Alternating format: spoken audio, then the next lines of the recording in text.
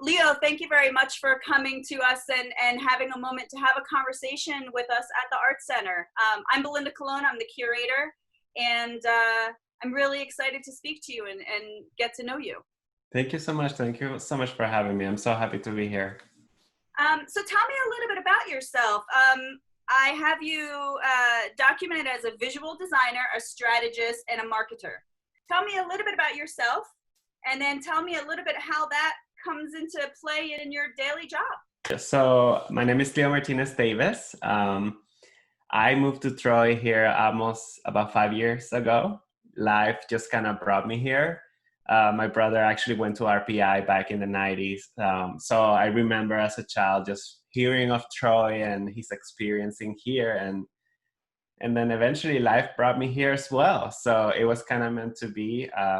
I love being here. I think I have a really strong community and a lot of love for being here in Troy. So I always been a very creative person. Actually, I'm a third generation artist. How I like to say, both my grandmother and my mother were artists back in Venezuela. I always grew up with a very deep interest in visuals and art in general. I love to dance. I love to act. So I was a very hyper creative kid, I will say. I was always involved in something creative. So that kind of like informed what I wanted to do with my life. I think while I was raised in a very strict and cultural environment where I needed to go to school and I needed to do something that it was going to put me in a good path. My dad was always very business related.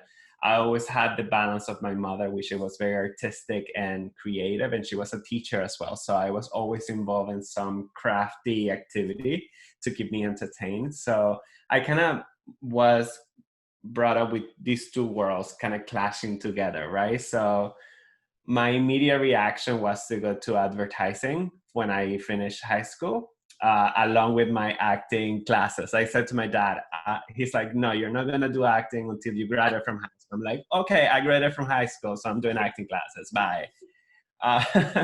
So I started doing that. And then I had the opportunity to emigrate Venezuela. And I traveled with an organization called Up With People. Which basically is it was born in Denver and it has been going in the States for many, many years. So basically we do put out a show where we have multicultural people. So my group had like more than 100 people from different countries. So we travel all over the States, Mexico, and Thailand. And that kind of set me off. That kind of gave me a perspective on the world, and I was able to do something creative and cultural and artistic. And the good part is that we also did community service. So I learned a lot about these different communities, and the show that we put on each town or city, the money went to that town immediately. So that was a really beautiful thing that was part of. And that just got me started. I knew that there was a world out there. So I was like ready to get on it, basically. So long story short, I went to school in London, the UK, for communications. I basically transferred from advertising to communications with a particular concentration in the creative industry. My biggest challenge has been trying to channel all this hyper creativity desire that I have and then kind of like refine it. So that degree gave me a good perspective of the creative industry and all these different areas. And I was able to tie it up with communication. It's really interesting because I didn't go to school for design exactly, but that was always something that I learned on my own, like Photoshop and all those design tools. So at the end, I ended up in this world. I work in an agency here locally called Spoken Media, which was one of the most beautiful experiences in my career. I learned a lot about the internet and Google and how I could include design into this and marketing. So I'm really appreciative of all this experience here. And then this took me to this tech company that I work now. I'm a graphic design manager. The question I have for you is, you call yourself a visual designer, not a graphic artist or a graphic designer. Can you explain that a little more for people who don't really understand the difference? Yeah, definitely. Actually, they are commonly related, but the main difference between graphic design and visual design is this visual design is more related to the user interface or the digital aspect that now has over the year has been evolving.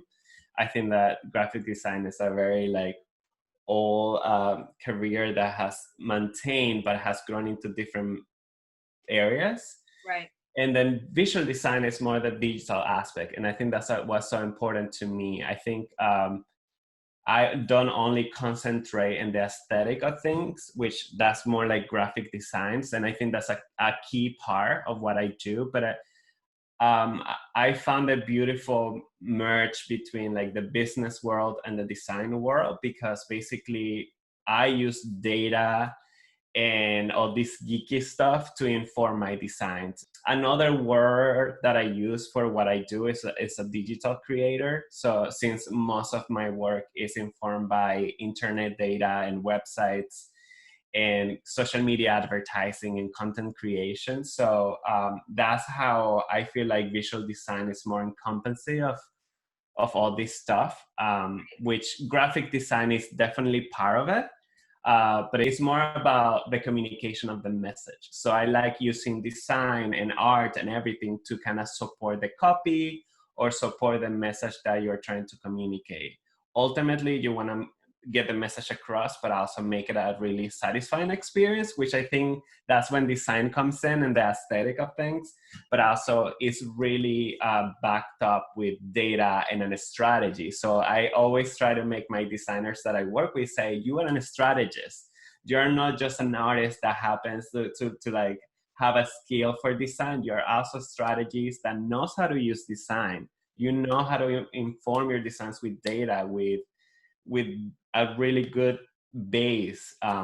So it has an amazing brain skill, I feel, that designers could definitely use. So even graphic designers could use a little bit of this. It doesn't confine you to one thing, right? Right, exactly. And for you, you have so many interests. Your interests are so broad, you know, from fashion photography, painting, acting, dance, you know, all of these interests, obviously, they're all culturally significant within all of the experiences you've had, right?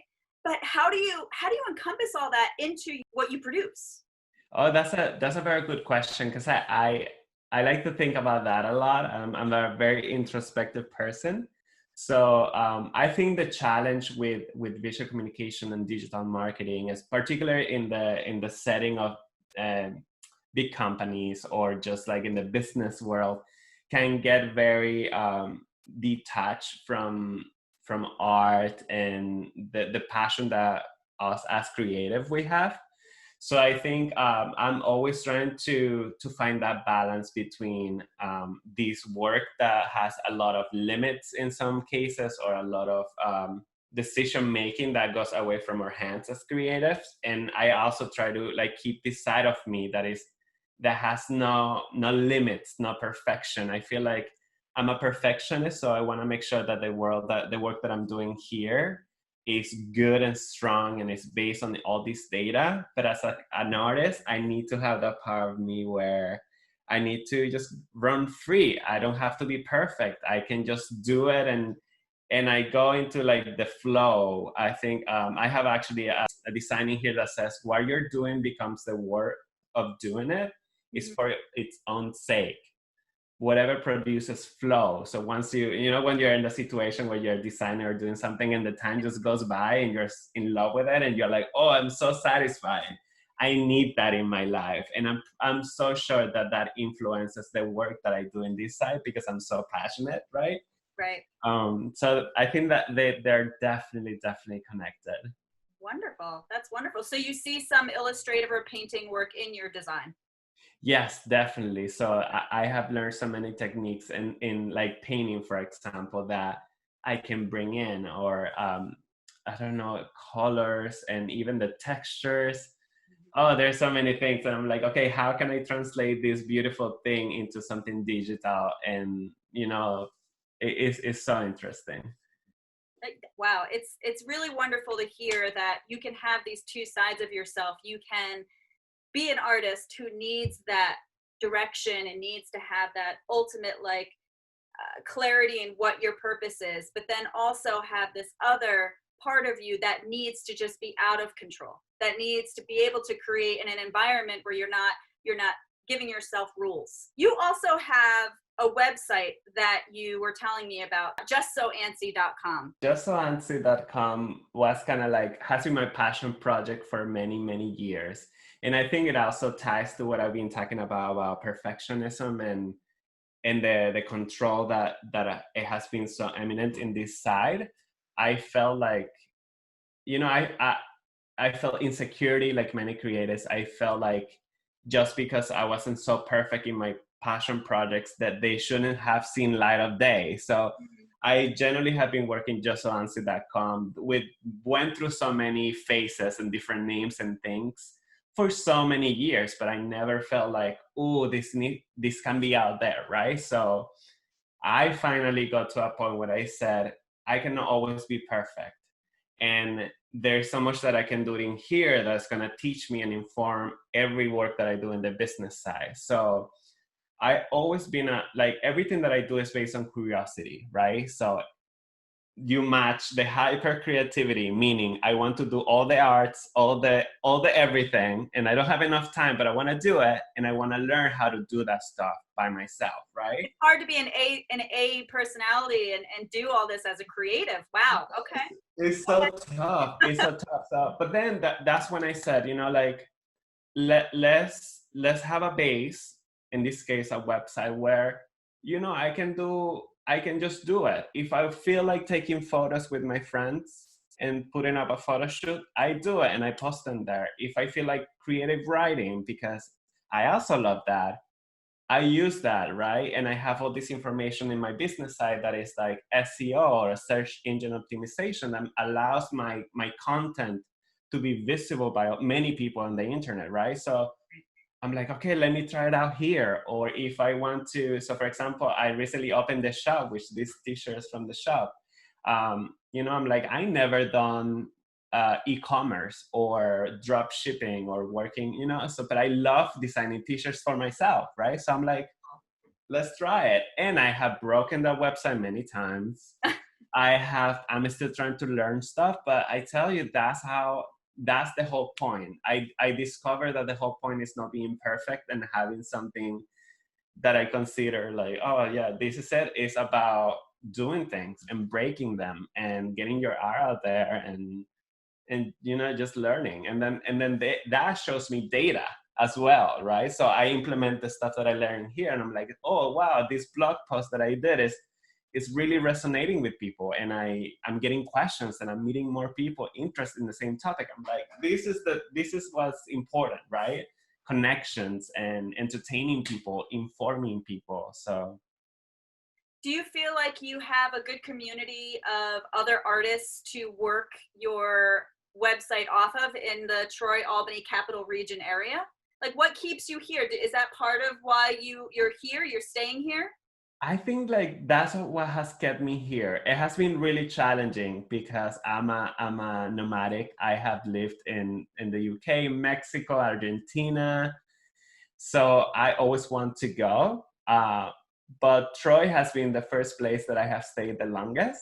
What I love about Troy is all these get-togethers and different organizations that puts these meetups with creatives, and I love talking to everybody. I have collaborated with so many people. Michael is a photographer here locally. I love working with him. He's a great friend. He has taken so many photos of me and I love it. So I think that's a huge part. And I think even if I went other places to go nomadic or get to know other parts of the country, I think Troy will always feel like a home to me. Like I know that I could always come back here and I will have my community, and so I think, yeah, as I'm getting older, it's getting interesting. It's a wonderful city. I unfortunately don't live in Troy, but I get to work there. So I still get to enjoy what Troy has to offer. Just being next to the river and having the history and the architecture and the Yes. culture that is there. I have to say I agree. It's a really wonderful place. And I keep meeting new artists. Like I've never heard your name before, and you're wonderful. And I'm so Thank you. glad that I get to speak to you about your work. Um, Another question I have is, what would you say to somebody who's just starting in the industry or even just starting to go to school? Or do you have any advice to offer to them? It's all about trying things. Just be curious, right? Like I said, I never went to school for design, but when I was, I don't know, 12 years old or younger, I was playing with Photoshop, and I remember doing like learning how to do fire over a photo, and trying to do banners for my mom's birthday, and I think that's how they encouraged me too, to just do it, and I know that sounds sometimes a little bit cheesy of like just doing it, but it's so true, right? Like if you feel inspired in that moment to draw something, do it. Don't overthink it. And I think that is a very common block for creative, is just the overthinking it. I think if you want to be a professional in the business world, there is an opportunity to merge the two. There's an opportunity to bring your design and your creative skills and your artistic skills, and use that as a fundamental for your career in the business world. I will also encourage creatives to be comfortable with data and with technology and with business basics. I think if you want to be a designer or a creative and you really want to make a career out of it, you really have to be welcoming this information to you. Googling, searching, how do I set up on my own website? How do I set up my own blog, right? I love video. I have no idea how to do it, but I love doing video and editing videos and use all of these apps and things. And that also, in today's world, that's what's making you indispensable, that you are open to change, you are open to learning new technologies, you're open to pivot, right? Right. It doesn't, like, I think that's why I felt like graphic design was so limiting to me, and the same with marketing. I'm like, no, I just want to I want to learn new stuff. And that worked for me in agency world. It works for me in big company worlds. It works for me in my side little business that I'm trying to get on, right? With my shop, for example. So I think curiosity and willingness to dive into these other worlds like data and business and knowing the basics and watching YouTube videos. Like, we are so lucky to have so much access to information, right? With the internet is Right. fantastic. People are coming back to finding these programs and trying to better themselves. So, this was an opportunity for all of us to kind of turn around and say, hey, wait, what do I have access to? Right. And even Zoom, nobody thought that anybody would be using Zoom. We all kind of knew about Zoom, Right. but that, it's like, oh, we have our phone, we can just do FaceTime, or we have this and we can just do that, and now we've realized that sometimes you just have to open yourself up to something you're uncomfortable with. But at the same time, it's really nice because people like you and I get to now have this conversation because we opened up to something we weren't used to doing before. And I think that's the Right. same opportunity that you're talking about, which is really great. And I love that, because right now I'm meeting more people that I've been doing in person, and I've been going to creative meetups on Zoom that is like 800 people and dance parties. Mm-hmm. So it's just fantastic to have so much of these access to know other information, but meeting other people that have the same interest in you, or maybe even have something that they can teach you that you don't know yet, right? So I think that's fantastic. I hope that things get better, and I think that's another thing I love about why the center does and what Troy is that those summer activities. I love seeing art on the streets. I enjoy that. I love dancing on the streets.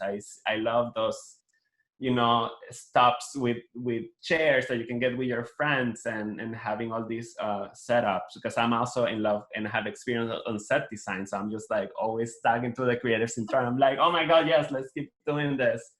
So I really hope that we can get to that point again, especially in the outdoors. But I think we also, like you said, realize that we can also have access and connect as an artistic community through these tools. So I think that's beautiful. Yeah, it's limitless. It really is. If somebody wants to commission you for a shirt, or if someone wants to reach out to you, what's the best way for them to reach out to you? Should they go through justsoantsy.com, or what's the best way to reach you for commissions, or even to talk further with you? Yeah, definitely. I mean, you can check out my website, leomartinezdavis.com. You will have a little more information around kind of like my marketing strategic side that I can definitely help out in that sense. But if anybody's interested in shirts and clothing and just weird readings and photography and all that fun stuff, they're more than welcome to check out justsoantsy.com.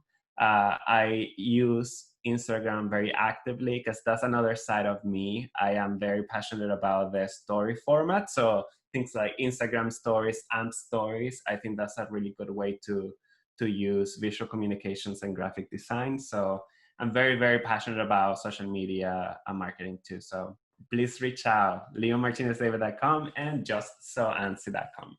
Is there any work that you want to share with us besides the shirt? Is there any design work that you'd like to share with us? So yeah, I wanted to do like a little summary. So just kind of going back to the visual design and marketing and creative strategy, this is one of my favorite examples while I work at Outspoken Media here in Troy.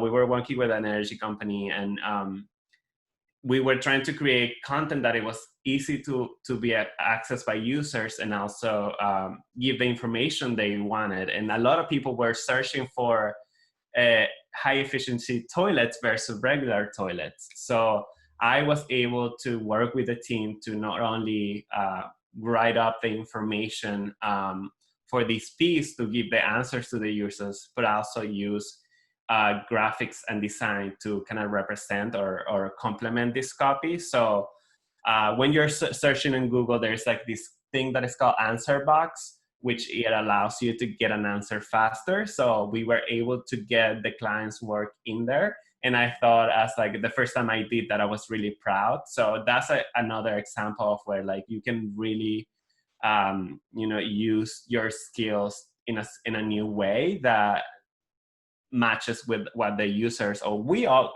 are doing, which is Googling stuff, right? The information. So if that felt really great. And this is a perfect example of mixing design, marketing, and strategy to allow for this to happen. Also, I mean, this is not the most exciting subject matter, and you got to make this design look interesting enough that people are going to pay attention to it, so that's a challenge, and it's great. You did a wonderful job. Thank you. Yeah, it was a very fun. I'm like, oh my God, toilets. And I always talk about, I'm like, oh my God, that's so funny. But it's so true. Yeah. Like how you can, a very specific niche or topic, you can still talk about it, right? Right. Branding is so important too. This is a good segue too, because so like I mentioned, both my mom and grandmother were painters and artists. And I remember being a child, and my grandma's studio was big, and she was working on so many pieces at the same time, and they would put galleries together and sell their work. And I was always inspired by that, but I was so interested in these other artistic things that I never really embraced painting. So these are some of the pieces that I did last year for my paintings, and I'm working on some more. I'm trying to hone the skill and learn, and so I'm learning a lot. So right now I am concentrating on a lot of pandemic art. I also been very interested on the art that happens after a pandemic, like the Spanish flu and things like that. And I have found amazing work that happened in those times, and I feel so inspired. And I feel like my question, which is one of the pieces that I recently wrote on Just So Answer, was, how does these pandemics affect art, right? So what art came out of it? So I'm very curious to see the art that comes out of all of this. So would you show your work in a gallery or in a space of that nature? Have you shown your work? I have never shown it. So I would love to, especially because my work is, particularly for the pandemic related work, is very Troy. I just want to make sure that this format of art is still alive, during these times. I feel like that's another side of me, even though that my world is surrounded by digital creation and content creation. I don't want this format of art to die in a sense. I want them to be alive, and I want them to still represent history and what we all went through, and for Troy to still have, you know, like creative representing that and how it affected our community, right? Like, so I would love to show it, give it to the Historical Society. So I'm really, really excited. Well, I want to thank you so much for talking with me. And I really am so happy to meet you, Leo. Thank you. And I hope, I hope our paths cross again. Thank you so very much. Yes, thank you very much for having me. I'm really happy, and we will definitely continue our conversation for sure. Yes, most definitely.